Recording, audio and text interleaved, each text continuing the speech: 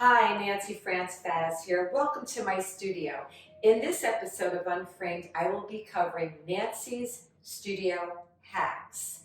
When I moved several months ago, I had to stop videotaping for the series to then set up a brand new studio, and I had to set up two because the house did not have the amount of space that my last studio had, which was 14 foot by 19 foot.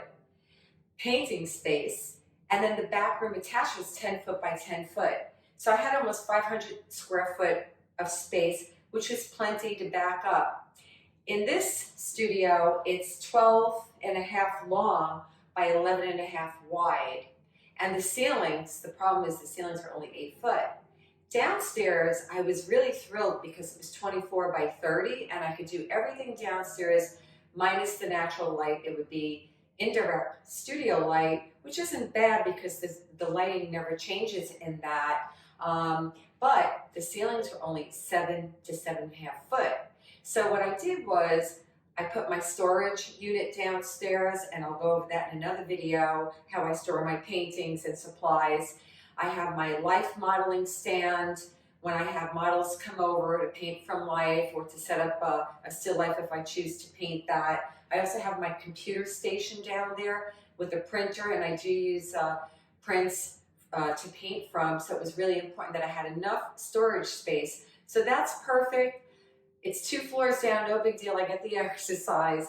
But for this episode, what I wanted to cover is what everybody was asking me about on Instagram, my paint palette setup and how I figured out to paint bigger paintings with only an 8-foot ceiling, how I store my paints, and also a throw-in would be my custom brush holder that I made. So without further ado, let's get started with part 1 of my studio hacks. So here is the computer laptop stand at full height. So you notice I'm 5'5", so it comes right below my chest. So now when I want to tilt it, and I love this feature, it tilts parallel.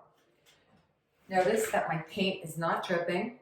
I use Michael Harding paint, and so it's buttery and it doesn't have a ton of oil where it starts to drip down. And there's a way to solve that problem too. So you can leave it flat and have it at different angles. Also, I love this little mouse table, and what I use that for is to put my brushes, my shop towels, my palette knife, my scraper to scrape this glass palette with. Now, if you notice the back of it, it's very sturdy, but do you see that it's not as wide as what my palette is? So I had to figure out a way, even though it has a ledge on the top and a ledge on the bottom, and if you put your 12 by 16 Masterson palette in there, it won't move. Maybe I might put something on the bottom to make it a little sticky, so to ensure that if you slide your hand across it, or you know how accidents can happen, I would probably put something so that it's more stable. But I wanted to use this palette that I have, I want to say about 18 years. It's tempered glass, so if it did drop, it doesn't shatter all over. It's strong. I have a piece of illustration board, which is really thin, taped around the edges. And then in the front, to hold it, I said, how am I going to get this thing to stay in place? And all of a sudden, there was the clamp on my easel. And that's what I did. I put clamps on it, so it works perfectly. So let's go into when I'm sitting, what I use with this, and how I go about lowering it, and a couple of chairs that I use when I'm painting higher paintings with my 8-foot ceiling. Just grabbing my kindergarten chair here that I use a lot. What I went ahead and did was lower this by using a back knob, and I always put my foot on it just to keep it sturdy. I turn the knob and I use 2 hands, and I can raise it up or lower it down and then turn this knob and make sure that it's locked so that I'm okay and it doesn't just come down on your hand. A lot of these heavier tables, that's what's going to happen. So you just need to be mindful of that, no biggie. I can come in on my little chair here, and it's like, if you remember in art school, the drawing boards, do you remember that? So it's almost like that, and I can see everything I'm mixing. By the way, when you are using a glass palette, a wooden palette is the same, like it's reflective, but not like the glass palette. So very important, teacher at the Art Students League, Michael Grimaldi, he would always wear black, and I would say to him, why do you always wear black? And he said, when you're painting, the color that you wear reflects into your painting, and it reflects into your palette. Also, you know, you may want to use a visor hat so that you don't get that extra light from above. Let's say you're in a room with above lighting, or from a window coming in, it blocks out that extra glare, especially if it's sunny out. So that would be something you might want to do. Now, like I said, you can tilt it whichever way you want. And if you need to now go up to paint the middle of a painting, but you still can't stand, you need to get like somewhere to the middle, because the ceiling, like I said, is 8 foot. How do you do that? I have another chair. That's ergonomic. And I mean, if you Google ergonomic rolling adjustable height chair, you'll get a bunch of these, but I'll put the link, like I said, on everything I'm using down below. So this would be like a chair that I had a long time ago called the standalone chair. I guess back in like 2000, 2002. But it was so big. The back had these iron legs and it took up so much space. This doesn't, it's adjustable height. The wheels lock on it, or you could roll around. Sometimes when I'm sitting, I roll back, I roll forward because I need to back up, I need to see. So I'm doing that. And now this would be too low. So what I do is I just go to the back, get the knob, put my foot down on the H-frame so that it's sturdy, and I just lift it to where I think I'm going to need it. Now here's how low this chair could go. So it doesn't go as low as my kindergarten chair, but low enough. I don't like painting with the paint this far away, so I would probably slightly raise it so that my neck isn't bending down all the time. I like to almost have it right here so I can see my reference and I can see the color that I'm mixing. So that is studio hack number 1. And for studio hack number 2 is my custom brush holder. Let's go grab that. See you in a minute. Studio hack number 2. Well, I have this rolling cart. I use my drawers to store charcoal, pencils, measuring tape, certain devices that I might need when painting. But most of all, I use this to put my custom brush holder on. So here it goes. Here it is. This is about, I want to say 20 years old. There was a teacher that I studied with when I went to School of Visual Arts named Marvin Madelson. And he came in with this gadget and we all wanted one. So he told us how to make it. And let me just get up close here. You can see it's 3 tiers. So the back, I want to say that's 5 inches, 3 inches, 2 inches. And I believe that's 1/2 inch. For your holes, you could get something that's wider. And I have 11 holes. So why do I have 11 holes and why do I have the tiers on it? And you certainly can build more tiers, and it's glued together with wood glue, and it has never separated. You get a drill bit, and you just take your different size brushes. So in the front is the small brushes for detail. And those are drilled for size 1, size 2, size 3. The second row is drilled for 4, 5, 6, up to size 7. The top row will go from an 8 all the way to a 12. So when I'm painting, I'm thinking, okay, the back is for my background, my hair, clothing, that sort of thing. This middle row is usually my flesh. This is my details, my features. And it's a great way. For so many years, it's automatic. I just grab the brush. Why do I have only 11 holes? Well, you can make 12 holes on this, but I was trained the Munsell system, the Riley method. My teacher, John Frederick Murray, studied with Mr. Riley, I guess back in the 50s. And so he had me always thinking of, on the left, you know, you have your value 9, 8, 7, 6, 5. From the center, then you go down in value to value 1. So on the right are my darks, on the left are my lights. My brain somehow, for doing that, I guess about 3 years in the beginning, it was trained to think that way, and I just adapted that method. Even though I paint open palette now, in my head I'm still thinking it, and by the way, it's a good training ground for you to see chroma, value, and how to organize that so that you get transitions that form painting, right? So I still use it for that.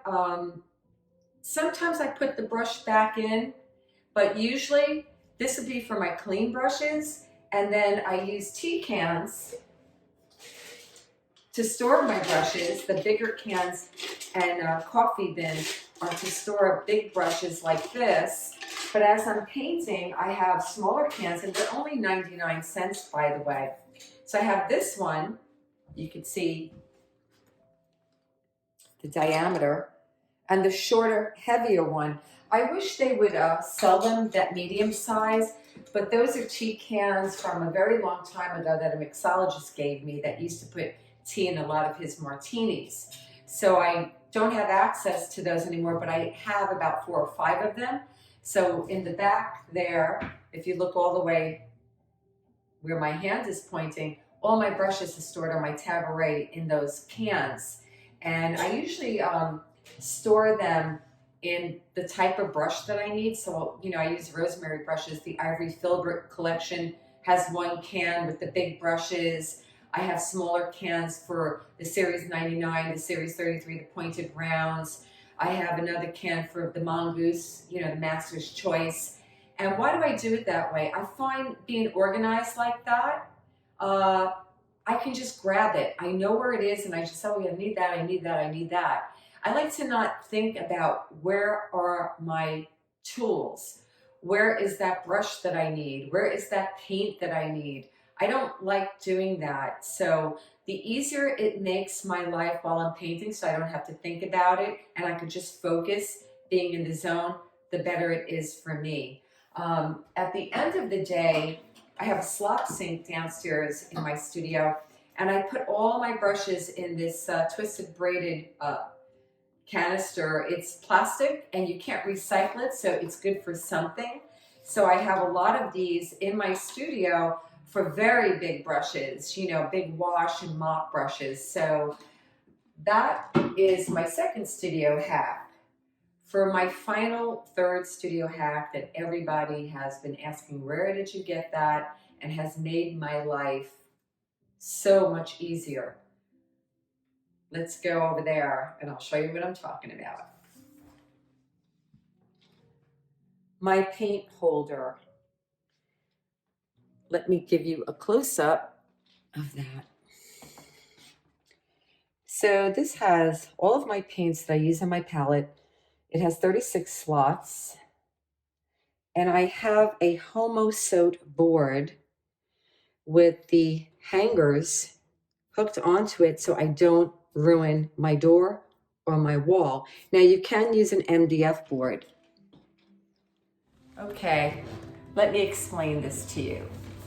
How many of you have put your paints in a drawer only to not be able to find it but also the paint tube leaks the oil. It gets sticky, and now you can't either get the tube out or you have to keep cleaning the drawer. Even if you put paper towel or a liner in there, it just becomes a mess. Or you just have it thrown in a bag, and then the same problem happens with your bag. So I got so tired of that, and I could never find the tube of paint. So if I'm in the middle of a painting and I run out of the color, what am I doing? I'm searching through this drawer to find the right color. So my sister gave me a gift from Michael's that holds jewelry. And I said, well, I don't need that. I have a jewelry box. And I immediately thought, wow, I know what I could use this for. I could put my paints upside down. Why do I want to store my paint upside down? Well, if you think about it, let's get a tube. Pigment is heavy. Oil is lighter. So if you have your tube right side up like this, the oil comes up to the top. When you go to squeeze it onto your palette, you have all the oil on your palette. Don't you hate that? I did. Or if it's in a drawer, it leaks out. And now when you go to squeeze it, some of that extra oil is getting out. And what'll happen is, especially with earth pigments that are drier, it now dries up quicker. So someone told me to hang the paint upside down like this and to put clips on them. So instead of going through all of the trouble of getting this wooden board and then getting the little bull clips and clipping them like that, I thought of this. I saw it on Amazon. It was $12. It's a cell phone holder. It has 36 slots. And the way I do this is in color order, the way I paint.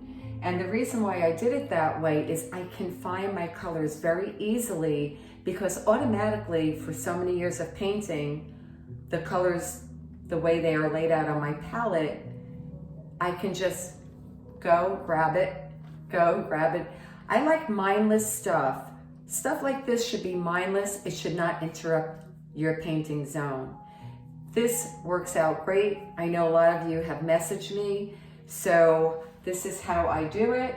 I have my extra tubes of paint, my heavy white paint, like I use flake white and lead white. The tubes are very big.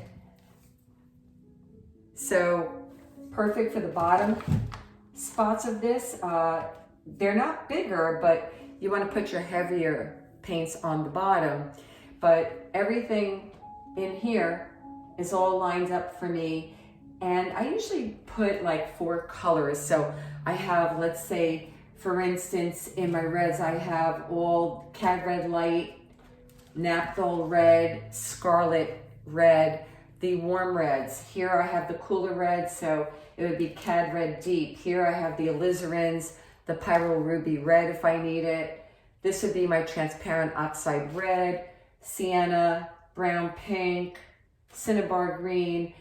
You get the point, how it's all kind of organized so that I can find whatever color I want very quickly without thinking about it. So that wraps up studio hack number 3.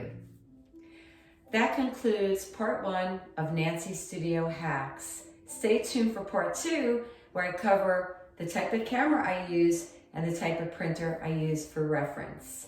I hope you enjoyed this video. If you like this video, give me a thumbs up. If you have any questions at all, please leave a comment below or message me. And if you want to stay up to date, you know what to do. As always, stay safe. Peace out, everyone.